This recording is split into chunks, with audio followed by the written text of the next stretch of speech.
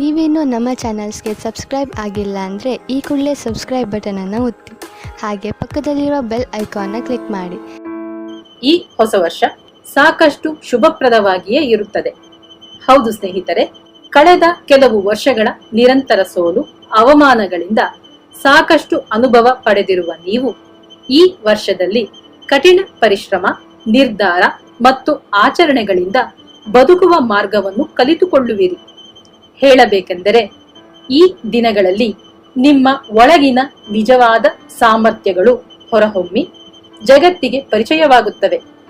ವರ್ಷ ಪೂರ್ತಿ ಒಂದಲ್ಲ ಒಂದು ಕೆಲಸ ಮಾಡುತ್ತಾ, ವರ್ಷ ಪೂರ್ತಿ ದುಡಿಯುತ್ತಾ ನಿಮ್ಮ ಆರ್ಥಿಕ ಸ್ಥಿತಿಗತಿಗಳನ್ನು ಹೆಚ್ಚಿಸಿಕೊಳ್ಳುವಿರಿ. ಹಾಗಾಗಿ ಈ ವರ್ಷದಲ್ಲಿ ನಿಮಗೆ ಒಳ್ಳೆಯ ಹಣದ ಹರಿವು ಇರುತ್ತದೆ. ಸಂಸಾರದಲ್ಲಿ ನೆಮ್ಮದಿ ಮೂಡುತ್ತದೆ. ಮನೆಯಲ್ಲಿ ಒಂದರ ಹಿಂದೆ ಒಂದರಂತೆ ಶುಭ ಕಾರ್ಯಗಳು ನಡೆಯುತ್ತವೆ. ಹಳೆಯ ವಾಹನವನ್ನು ದುರಸ್ತಿ ಮಾಡಿಸುತ್ತೀರಿ ಅಥವಾ ಹೊಸ ವಾಹನ ಖರೀದಿ ಮಾಡುತ್ತೀರಿ. ಹೊಸ ವಿನ್ಯಾಸದ ಆಭರಣಗಳನ್ನು ಕೊಳ್ಳುವಿರಿ. ಆಗಿಂದಾಗ್ಗೆ ಪ್ರಯಾಣಗಳನ್ನು ಮಾಡುತ್ತಿರುವಿರಿ. ಜೊತೆಗೆ ಆ ಪ್ರಯಾಣಗಳಿಂದ ನವೋಲ್ಲಾಸವನ್ನು ಹೊಂದುವಿರಿ. ಪೂರ್ವಿಕರಿಂದ ಬಂದ ಆಸ್ತಿಯನ್ನು ಮಾರಿ ಬೇರೊಂದು ಅನುಕೂಲಕರ ಸ್ಥಳದಲ್ಲಿ ಆಸ್ತಿ ಖರೀದಿ ಮಾಡುತ್ತೀರಿ. ತಾಯಿಯವರ ಆರೋಗ್ಯ ಸುಧಾರಿಸುತ್ತದೆ. ತಾಯಿಯವರ ಕಡೆಯಿಂದ ಬರಬೇಕಾದ ಆಸ್ತಿಗಳು ನಿಮ್ಮ ಕೈ ಸೇರುತ್ತದೆ. ಹೆತ್ತವರೊಂದಿಗೆ ಇದ್ದ ಭಿನ್ನಾಭಿಪ್ರಾಯಗಳು ಮರೆಯಾಗುತ್ತವೆ. ಗಂಡ ಹೆಂಡತಿ ಪರಸ್ಪರ ಅನುಸರಿಸಿಕೊಂಡು ಹೋಗುವುದು ಒಳ್ಳೆಯದು. ಮಕ್ಕಳಾಗದ ದಂಪತಿಗಳಿಗೆ ಆರೋಗ್ಯವಂತ, ಬುದ್ಧಿವಂತ ಸಂತಾನ ಪ್ರಾಪ್ತಿಯಾಗುತ್ತದೆ. ಉದ್ಯೋಗದಲ್ಲಿ ಬದಲಾವಣೆ ಬಯಸುತ್ತಿದ್ದವರಿಗೆ ಹೊಸ ಉದ್ಯೋಗ ಲಭ್ಯವಾಗುತ್ತದೆ. ನಿಮ್ಮನ್ನು, ನಿಮ್ಮ ಜೀವನವನ್ನು ಅಭಿವೃದ್ಧಿ ಪಥದತ್ತ ಕರೆದೊಯ್ಯುವಂತಹ ಉನ್ನತ ವ್ಯಕ್ತಿಗಳ ಸ್ನೇಹ ಲಭಿಸುತ್ತದೆ. ಸ್ವಂತ ವ್ಯಾಪಾರ ಮಾಡಲು ಇಚ್ಛಿಸುತ್ತಿರುವವರು ವರ್ಷಾಂತ್ಯದಲ್ಲಿ ಸ್ವಂತವಾಗಿ ವ್ಯಾಪಾರ ಶುರು ಮಾಡುವಿರಿ. ವಿದೇಶದಲ್ಲಿರುವ ಸಂಬಂಧಿಕರು, ಸ್ನೇಹಿತರಿಂದ ಲಾಭ ಹೊಂದುವಿರಿ. ನಿರೀಕ್ಷಿಸಿದ ಕಡೆಯಿಂದ ಹಣದ ಹರಿವು ಸದಾ ಇರುತ್ತದೆ. ಉಪಾಯವಾಗಿ ಮಾತನಾಡಿ ನಿಮ್ಮ ಕೆಲಸಗಳನ್ನು ಸಾಧಿಸಿಕೊಳ್ಳುವಿರಿ. ಎಷ್ಟೇ ದುಡ್ಡು ಬಂದರೂ ಉಳಿತಾಯ ಮಾಡಲಾಗದಂತಹ ಖರ್ಚುಗಳಿರುತ್ತವೆ.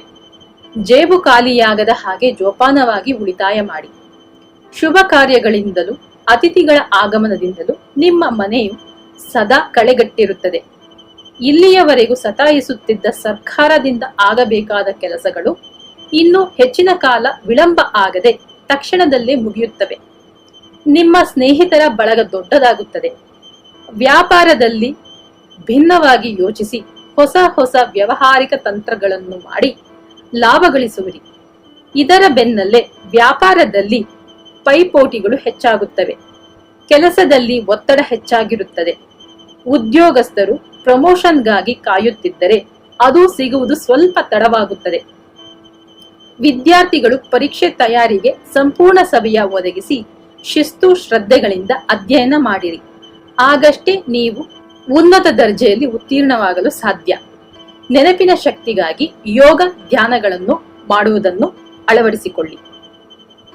ಸಿನಿಮಾ ಕಲಾವಿದರು, ತಂತ್ರಜ್ಞರು ಒಳ್ಳೆಯ ಅವಕಾಶಗಳನ್ನು, ಸಂಭಾವನೆಗಳನ್ನು ಪಡೆಯುವಿರಿ. ಈ ವರ್ಷ ಎಚ್ಚರಿಕೆ ವಹಿಸಬೇಕಾದ ವಿಷಯಗಳೆಂದರೆ, ತುರ್ತು ಅಗತ್ಯಗಳಿದ್ದಾಗ ಸಹಾಯ ಮಾಡುತ್ತೇನೆ ಎಂದವರು ಸಕಾಲಕ್ಕೆ ಸಹಾಯ ಮಾಡದೆ ಹೋಗಬಹುದು.